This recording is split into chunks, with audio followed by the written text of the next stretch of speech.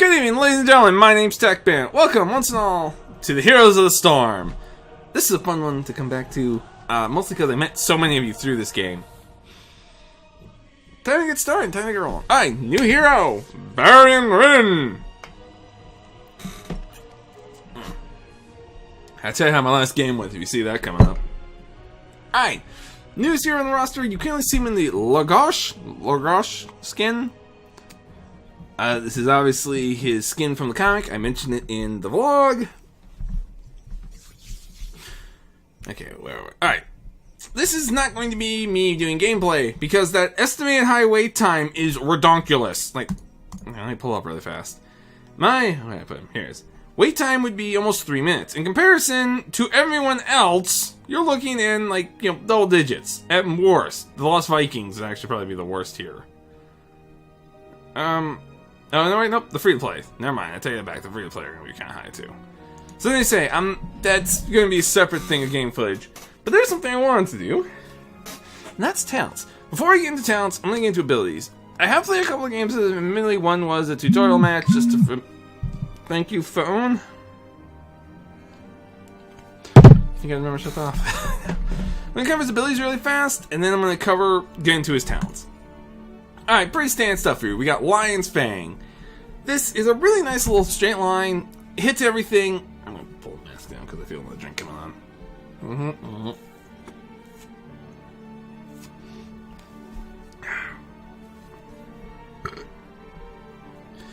The damage is okay, but the slow is nice, and the fact that it's just pretty much a straight line clear is pretty useful. Place it right, it's decent wave clear. Fun little ability, you get used to it. Parry. This one's really cool because this is almost a critical part of the kit. Because it's also really your only survival option is, other than that, you really have just a lot of, offense. We'll cover that in a second.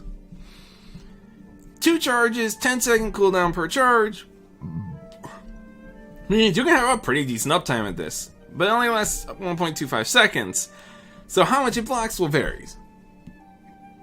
So I know it only works on basic attacks. Ooh, wow, pardon me. Broke another storm over here. Charge. This one's great. It's charge. If you've ever played a warrior in World of Warcraft, you know what charge does. Duh. So this one pretty much explains itself. It's a charge. Slow, hit the enemy, deal damage, cover ground.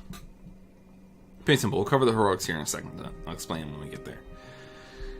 The trait is called Heroic Strike. Now, once upon a time, and yes, Band's about to do story mode here, I'm fully aware of that. The sort of spender to avoid, overcapping your rage for a warrior was Heroic Strike. This has since been replaced with a bunch of different abilities based on your spec, but in our hearts, Heroic Strike will always remain. This one's kind of cool because it gives a bonus damage, which can tie into a few abilities. We'll cover those in a little bit, but mostly it's because its cooldown is reduced by basic attacks. You'll see it more than every 18 seconds. Depending on what you take, you could see this every couple of seconds or once in a blue moon. But that's the basics. Now, again, Varian is classified as a multi-class hero, the first in the game, and you know that means you've got like 3 or 4 more coming down the pipeline, like Mario. Sorry. Please don't sue Nintendo. Alright. His heroics come in 3 flavors. This will change the weapon. This is him in single-handed. It also comes with a 2-hander, dual-wielding, and a sword and shield. Really handy for a sword. I want one. I want 2, actually. Get extra pair of arms. Quad wheel. Sorry. Anyway, all of these heroics have an active... Well, most have an active and a passive component. The exception being the Twin Blades of Fury, which is straight passive. I will be referring to these by their World of Warcraft names. I'm sorry, I can't think of them as anything else. Taunt is protection stance. This is prot. This is... Whoa! We'll do that on the mask there. Your basic defensive stance. As you can see, max health up by 50, but your attack speed drops by 25%. This will give a sword and shield. This is the sword and board combo. And this causes them to taunt. You to have a taunt for 1.25 seconds. Not bad. It means you've got a lot of sticking power and a lot of lockdown. That's a Q, that's Wolf Fang, into charge, into taunt, and you can keep somebody away from their team significantly for a long period of time. That 50% health boost is really the big bonus in this one, though. The attack speed reduction is kind of sucky, I'll admit, but if you play your cards right, it won't matter too much. So, ooh, pardon me, wow. It's a lot of fun to play with, and I have used this. This couldn't play a few other things, but we'll get to that in a second. Colossus Smash. This is armor piercing. Actually, it was good. It's still called Colossus Smash in game. This is arms. The one-hander becomes a two-hander, and you have a nice big increase. You hit like a truck, but you also lose health. And while the smash is great, that vulnerability, 3 seconds of vulnerability on a 20-second cooldown. Yes, please.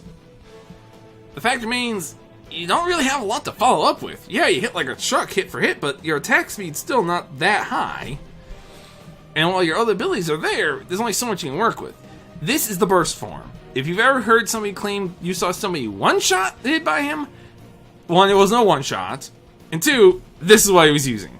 Because it was this, compared with a few other things, we'll cover that in a bit. Very much, again, the burst style, this is, I need to get in there and I need to hit like a truck. Then the Twin Blades of Fury, this is where you see him dual wield.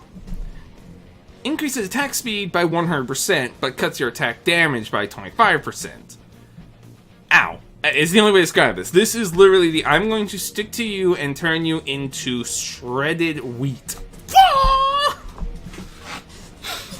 That's like the second time I've done that sound effect, and it's annoying to me already. I apologize for that. This one's really useful because it means a lot of heroic strikes, and every time you get land attack, you get a speed bonus. This is Fury. This is Fury. My personal favorite leveling spec, though many people will tell me Arms is better for the recovery, I just say, okay. But it's not a Berserker stance, and I want to go Berserk.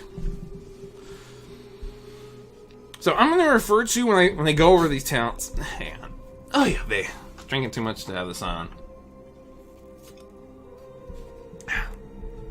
When I recover a talent, I'm going to say how it stacks for the 3 and which ones I recommend. Again, I'm not going to claim I'm an expert. I haven't logged hundreds of games with this guy. In fact, I've logged only about 2 or 3. But it is something just to take into account, something to think about. And again, this is something I have done a little research on these. So let's get started. Level 1. This one's got a really nice tier because it's a really flexible tier. And again, that is Varian's strength, is its flexibility. He's gonna lose to any specialists. Like, if you run into somebody who's a specialist in a given style, you're not gonna beat them, for the most part. But his ability to be a great general class, be able to be flexible and switch and move and play, makes him a lot more fun and very dangerous on the battlefield. We're going to start off with Lion's Maw. This is my sort of, I have no idea what I'm going to do. Again, with these builds, you have to keep in mind what heroic you're going to take. This one is, I don't know exactly what we're going to need. Let's play it by ear for a bit. Because Lion's Fang is an awesome ability overall. Extra 120 damage, increased slow, increased duration. Sounds like a great general purpose talent to me. And again, it's 30 heroes, which sounds like a lot, but you can imagine you can probably hit, 2-3 heroes in a single swing if you aim it right. Plus, again, that's got a really short cooldown. Cooldown's what? 8 seconds. Won't take you too long to get that. Again, I recommend this for all 3 specs, especially if you plan to do just, if you don't know which one you're going to take quite yet. Overpowered. This one allows you to bring up a lot of heroic strikes. I don't take this with another ability we'll cover in the tier 4, in the level 4 tier, and I'll explain when I get to that one. But this one's a really nice talent overall. I would recommend this more for protection. Ooh. Either protection or arms, but not Fury. Fury's just gonna see the cooldown go up way too much, down way too much on heroic strike to really make overpowered worth its time. However, for arms or protection, this is a great talent. This means nice big heroic strikes when you need it. So yeah, I would recommend it for that. High King's Quest. This one is weird because it's at most 60 attack damage in 4 increments technically. The 3 quests plus the 30. Most of these aren't even hard to get. Hit 50 heroes with basic attacks. Yeah, not hard. Participate in 5 hero takedowns. That one's super easy. The 20 regen orbs would be the longest running one there. So again, you're going to see, 10, 20 damage relatively early in the match if you play your cards right. Again, this is great. I'm not sure I'd recommend this for... Well, again, this one would go well on any given spec. All 3 run well with it. It's bonus damage, so that's never bad. Fury, I would highly recommend this for. And then arms, and then prot. And I guess I put it in that order. For prot, I almost recommend overpowered, because again, with the slower attack speed, you're not going to see your heroic strikes as much. You'll need something to set. And given the fact that, again, that's an 10 second cooldown, it's pretty handy. Tier 2, or level 4. How do you want to term that?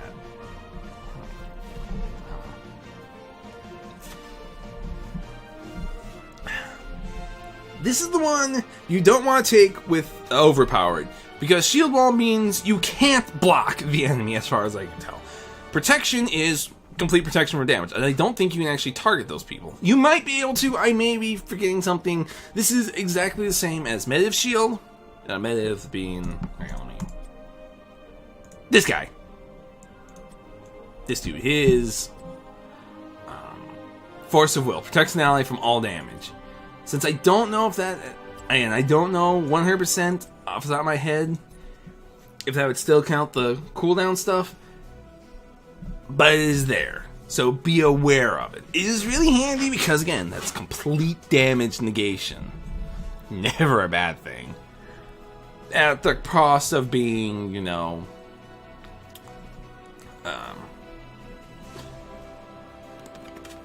potentially not being able to trigger it. I'd have to double check on some of these because I don't remember whether or not it counts for that. It is really useful against a caster heavy team, so keep that in mind. I recommend this for Fury or Arms more so than Protection. And if this doesn't trigger, if it does let you still trigger Overpower and potentially Live by the Sword, we'll cover that one next, the next tier. This would be awesome, but other than that, if you have a lot of auto attackers, it's a good ability overall. I like Warbringer too, though, because this allows you to stun instead of slow, which is always handy. And also is a 10-second cooldown. Let's see, how long is charged in the first place? 16 seconds. 6 seconds. A stun on a 6-second cooldown? Thank you. I'll take that with a side of rice, please. Which kind of makes this a hard tier to choose. Constant charges with a really nice stun attached to it, or frequent temporary immunity. That's really handy, but you gotta pick and choose. Moving on to tier 7, this is sort of a survival tier. I'm gonna call this the survival tier.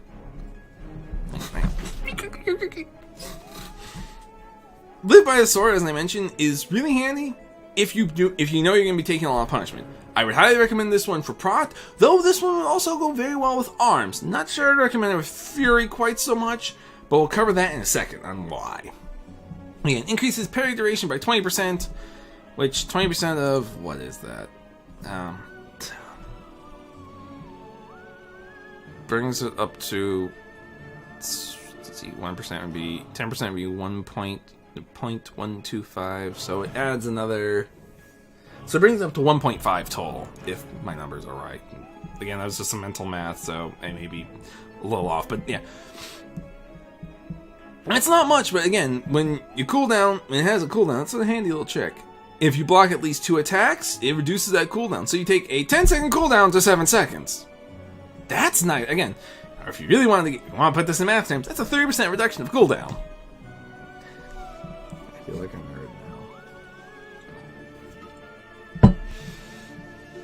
Again, if you're using overpowered, or again, if it works with shield wall, it's a lot of survivability built in, especially against heavy auto attack teams, which, depending on the setup, you may or may not be fighting.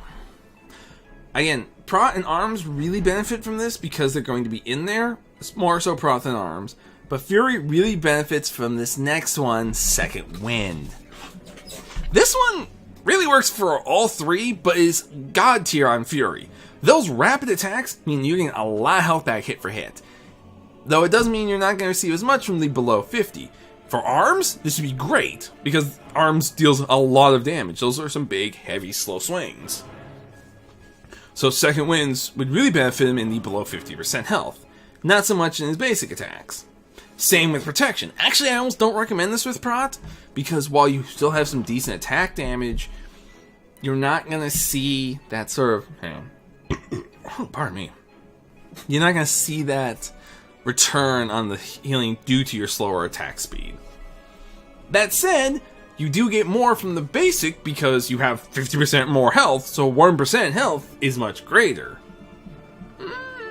Take your pick on that one. Second Wind would be a great, I don't know which way I'm going quite yet talent, which at that point, you really need to be choosing because it's 3 levels away. That said, not bad.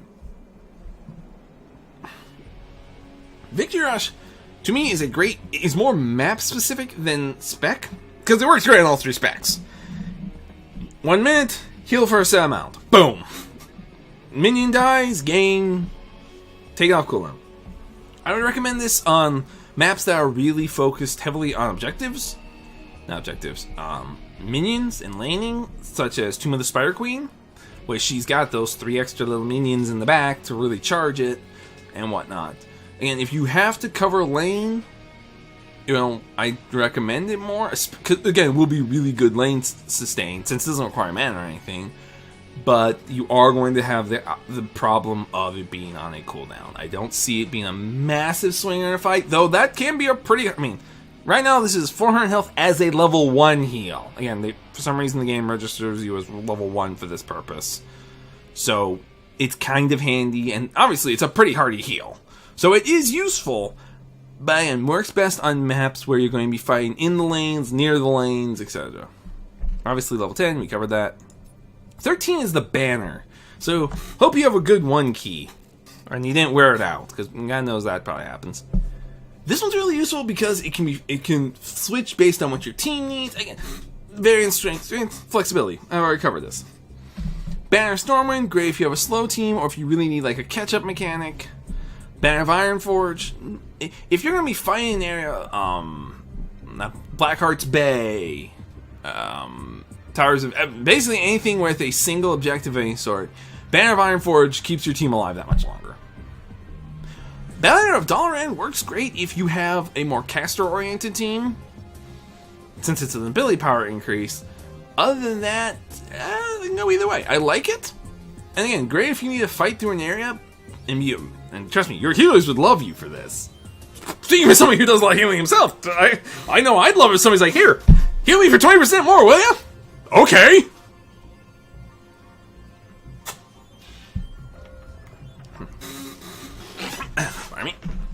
And this one, again, a lot of fun, a lot of interesting. Love to see how this one turns out. And you can't go wrong with any of these. Tier 4, Tier 16, Level 16 tier. Bleh. It's kind of interesting because it has a lot of some very groundbreaking and potentially game-changing options. Juggernaut, again, that's 6% max health. And if you took the cooldown reduction from Warbringer, let's see. That's 6% on a 6-second timer. As long as you have mana, you can be a major pain to some big targets. This is not quite as good as you'd see in a Giant Slayer or a Big Game Hunter type of deal, but that's still nothing to sneeze at. As for specs, I recommend it for all 3, excuse me. I said 4. And the banners are more situational. Yeah, this would be great. This gives a Prot 1, a Varian, a lot of output. It makes Fury a real pain in the butt, and Arms still becomes this big dangerous meter. So it's really useful for all 3 of them. I can't pick one and go, yeah, this is better for one than the other. This is just a good all-rounder. Mortal Strike. If you have an annoying healer to deal with, this is the ability for you. Again, I recommend this on Fury more so than anything else, just due to the frequency of their heroic strikes. Arms would do well with it. You can get away with it as Prot. I also recommend Juggernaut on Prot because it gives you a little more personal threat. Because it's like, we just can't ignore that guy. He's kicking the crap out of us. But that said, it'd still work well for them, especially if you took overpowered. Shattering Throw is by far the most niche option here. And for its nicheness, it is fantastic. Again, as I mentioned, this is level English. I can use it. This is being registered as a level 1. So at level 1, you will deal 50 points of damage. Not bad. I mean, 50 points at a 30-second throw is okay, I guess. But 1,400 points of damage to shield. That's fantastic. And your basic attacks deal up to 200 bonus damage against the shield. Against Zaryas, Tassadars, Kerrigans. Remember, she generates a shield. And at least Abathur's. Abathur has his little shield. That could be amazing for breaking the big shield and getting to the soft, meaty, chewy bits. I almost sound like the butcher there for a second. But again, it's extremely niche, so I can't recommend it for a single spec. Again, you can do better with Juggernaut or Moral Strike on a regular basis. But if you've got that there, your team will sing your praises, preferably at the tavern, when it's done. This, of course, leads to Tier 20, which is kind of fun. A lot of the same stuff. Vigilance, more taunts. Again, these are based on what you got, so I can't recommend it for a spec. That's cool. I mean, more taunts, always a good thing. Master of Arms, reduced cooldown. It's only on what, 20-second cooldown? Yeah, that's a 10-second cooldown. Yes, please. And also has an AoE to it. Very nice. Frenzy, okay. Wow, even more attack speed and even more movement speed. Pretty solid. Glory to the Alliance. Very handy because it reduces these very flexible banners by 20 seconds. So that's a 25-second cooldown. Very nice. Again, that's almost half. It cuts to the point you can have that off more often than not. Always handy. And they also receive more healing and healing regeneration, health regeneration. Again, if you're in an area where you're finding you're using your banners constantly to keep up, this would be awesome. Again, dollar and banner. Glory to the Alliance! You will have every healer line up to propose. And considering Varian is single, although he is dead technically, he's on the list!